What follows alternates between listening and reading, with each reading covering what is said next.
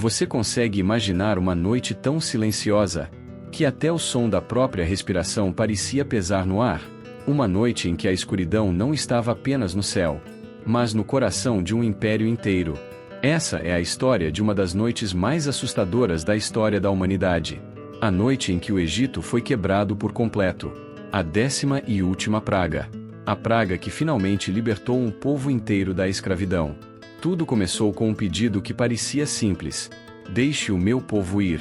Moisés, um homem comum, escolhido por Deus, voltou ao Egito para confrontar o homem mais poderoso da terra. Mas o faraó, endurecido pelo orgulho, se recusava a ouvir. Ele via os hebreus apenas como escravos. Nada além de ferramentas de trabalho.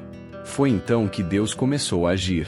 Vieram as pragas, uma após a outra. Primeiro, o rio Nilo se transformou em sangue. Depois, uma invasão de rãs cobriu a terra. Veio a poeira se tornando piolhos, enxames de moscas.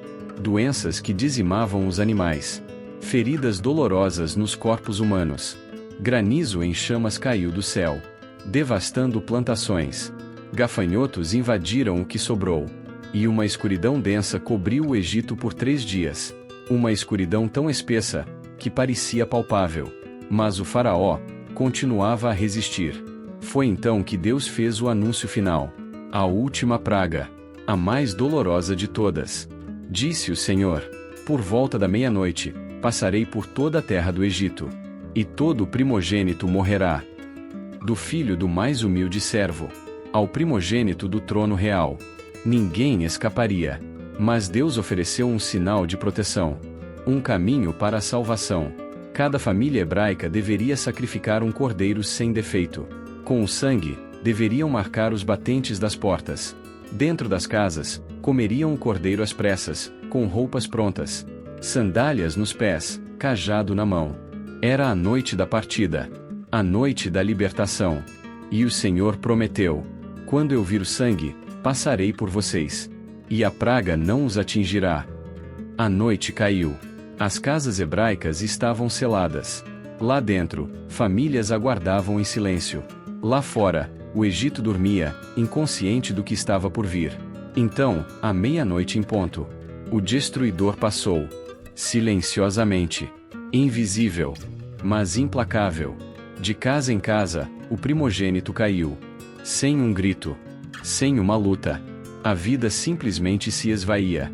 E logo os gritos começaram. Choro. Lamento. Desespero. Mães abraçadas aos filhos sem vida. Pais de joelhos, sem entender o que havia acontecido. Servos, nobres, até o herdeiro do trono egípcio. Nenhum foi poupado. O faraó, quebrado pelo sofrimento, chamou Moisés no meio da madrugada. Vão embora, ele disse. Saiam do meu país. Levem tudo. Levem seus animais. Levem seus filhos. E me abençoem. Naquela mesma noite, o povo de Israel partiu. Depois de mais de 400 anos de escravidão, eles estavam livres. Livres porque Deus ouviu seu clamor. E respondeu com poder. Mas essa história não é apenas sobre o passado.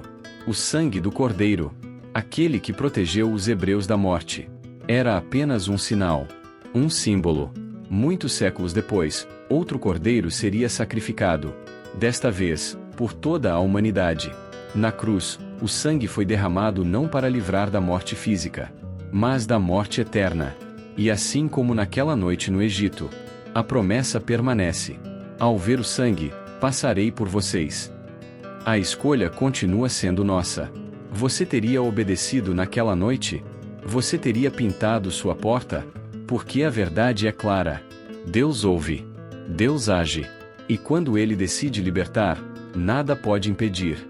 Se essa história tocou você, compartilhe, curta e se inscreva no canal. Aqui, as histórias antigas ganham vida.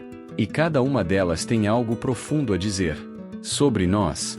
E sobre Deus.